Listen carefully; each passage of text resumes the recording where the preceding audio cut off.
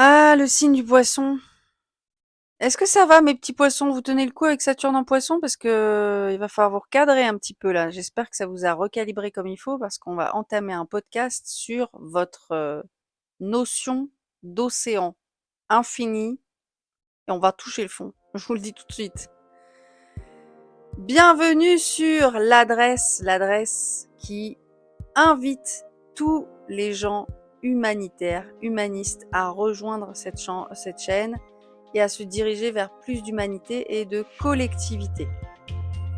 Grâce à l'astrologie, vous allez enfin découvrir de quoi vous êtes venu vous chauffer ici sur cette terre et dans votre incarnation pour enfin tirer les leçons nécessaires pour avancer dans votre réflexion et dans votre expression de vous-même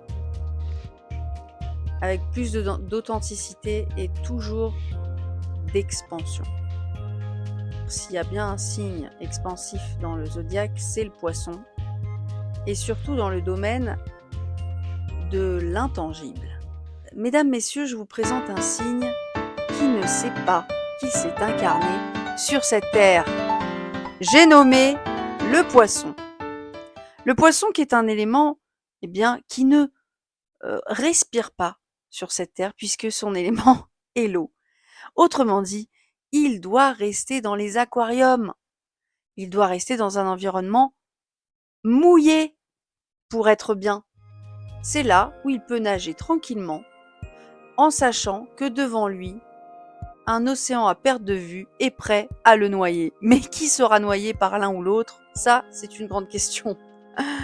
Voilà toute la problématique du poisson qui nous invite à aimer véritablement, à être fasciné par ce signe tellement proche de l'univers entier, de l'océan, de compassion et de sacrifice.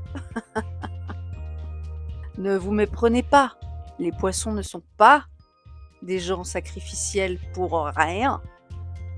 Et c'est aussi un grand paradoxe qu'on peut soulever chez le signe du poisson. Alors si vous avez des amis, des collègues, des connaissances que vous connaissez, votre partenaire peut-être, que vous connaissez dans le signe du poisson, nous sommes tous d'accord pour rejoindre le fait que ce sont des êtres très adaptables et qui sont remplis de bonté, de bienveillance et de pacifisme. Et oui, c'est la qualité première du poisson. C'est un être pacifique qui aime explorer la nature, l'infini, l'au-delà, l'amour. Alors, est-ce que c'est un signe amoureux de l'amour? Certainement.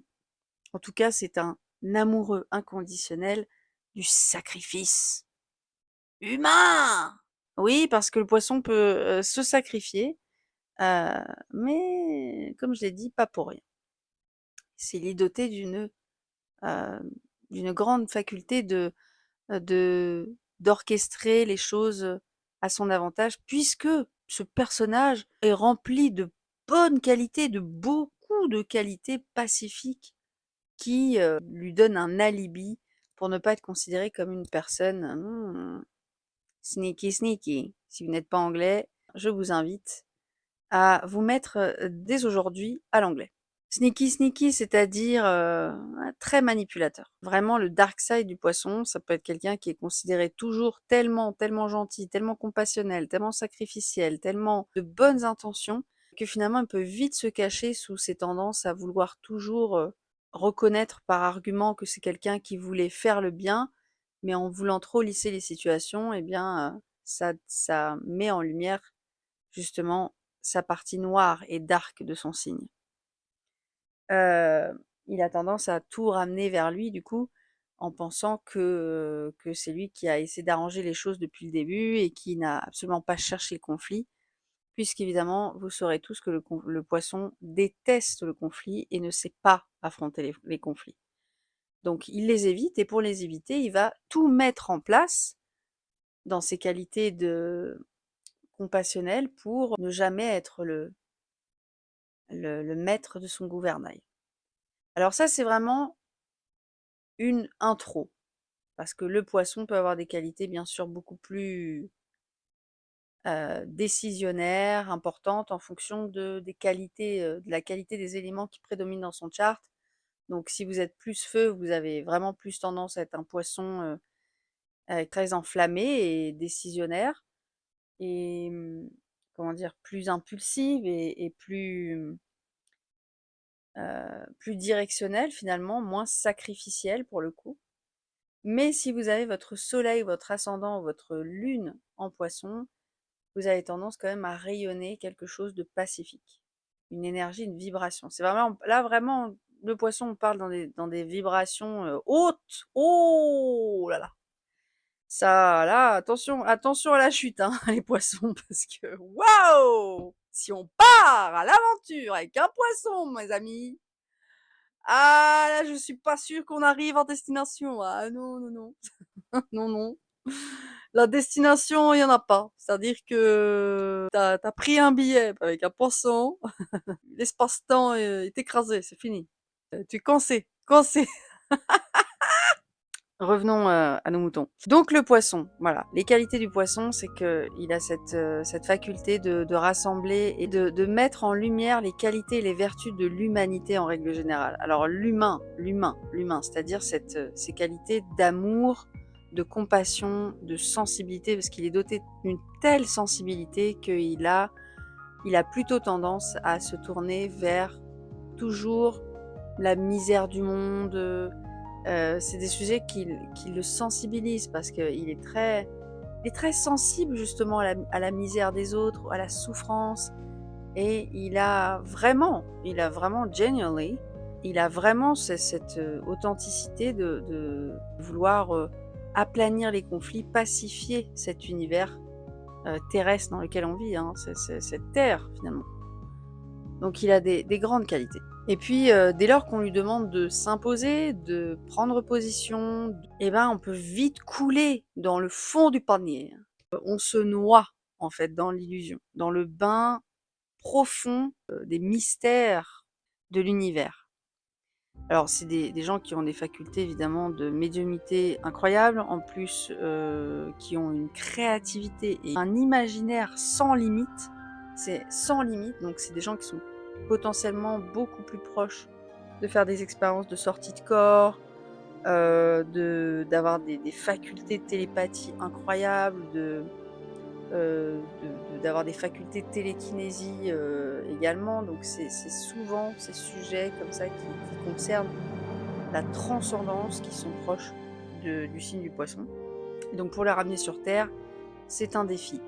Et comme je le disais, ça dépend des influences des éléments qui sont dominants dans votre charte que vous pouvez établir, définir si vous êtes plutôt un poisson vraiment, vraiment très poisson, très déconnecté de la réalité, ou si vous êtes, si vous avez quand même une vie assez rangée. Parce que finalement, le poisson est tellement dans le don de soi qu'il a du mal à vraiment choisir pour lui-même. Alors ça, c'est voilà, c'est le point principal qu'on peut soulever par rapport aux poissons, c'est que ils ont cette difficulté à prendre position, et c'est ce qui fait que quand on leur demande leur avis, quand on leur demande de faire des choix, ou quand on leur demande de s'imposer, de s'affirmer en soi, dans leur prise de position, ils sont souvent dans la fuite. C'est souvent des personnalités qui évitent.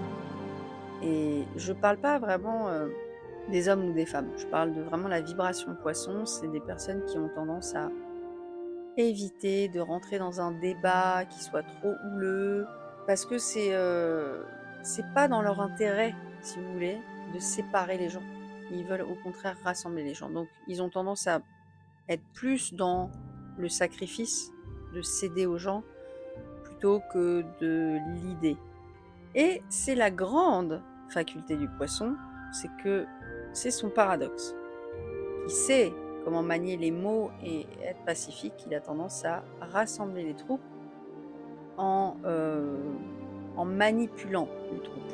D'accord? Donc ça peut être quelqu'un d'exceptionnellement futé, intelligent, pour toujours se retirer de la scène lorsque les choses commencent à exploser. Mais par contre, c'est comment mener à la baguette les gens à partir d'un tempérament doux et pacificateur. Donc vous aurez compris le paradoxe du poisson, c'est que il a besoin de trouver une structure dans laquelle il peut finalement trouver un point de chute. Si jamais il se passe quelque chose ou que les choses s'écroulent, au moins il aura un repère sur lequel s'accrocher. Et c'est pour ça que c'est important pour vous, cette année, jusqu'à début 2025, de vraiment développer, clore des cycles par rapport à votre défaut de ne pas réellement vous positionner dans votre vie ou faire des choix ou participer à un débat houleux, parce que vous avez trop tendance à vouloir rassembler les troupes, à vouloir pacifier les choses, alors que des fois, c'est important de prendre le conflit en pleine face et de savoir se tenir debout devant ce conflit. Donc Saturne en Poisson va énormément vous aider, je l'espère en tout cas, à réguler ce paradoxe que vous avez à vouloir trop pacifier qui devient vraiment dark, de ne pas être des leaders ou de ne pas prendre position dans votre vie, et de reconnaître les structures de l'infini que vous convoitez, mais en évitant de tomber dans l'illusion d'une vie assumée, alignée, et qui vous fait vraiment vibrer, qui vous donne laisse la sensation que vous avancez dans votre vie, que vous êtes le leader de votre vie, que vous faites des choix. Et ne me remerciez pas, mais Neptune et Saturne vont rentrer en Bélier l'année prochaine. Tous les dreamers vont passer actionneurs, et tous les actionneurs vont se faire lyncher par les dreamers qui pensaient déjà bien en retard, parce que vous allez nous rattraper. Ça va énormément vous aider à enfin vous sortir de votre rêve, de votre bulle, et enfin de vous confronter à la réalité. Donc c'est vraiment le but pour vous des poissons, c'est de garder cette ouverture du cœur, mais en étant réaliste sur les situations que vous avez vues, les expériences que vous avez vécues, pour pouvoir les transmettre au mieux aux prochaines générations, à vos proches plus lointains, de l'importance de savoir doser la quantité d'amour et de compassion qu'on donne trop facilement gratuitement, qui est souvent le cas des poissons. Je vous invite à méditer là-dessus. Si vous êtes un poisson ou une poissonne, ou même une poissonnière, vraiment c'est up to you. Vous pouvez commenter, liker et me partager votre avis, et surtout peut-être comment vous avez traversé cette année, quelles sont les étapes déterminantes qui ont fait un déclic chez vous. Bien sûr, n'hésitez pas à prendre une consultation avec moi pour réveiller votre potentiel indépendant et le mettre en lumière. Osez vous exprimer, osez guérir vos plaies et avancer ensemble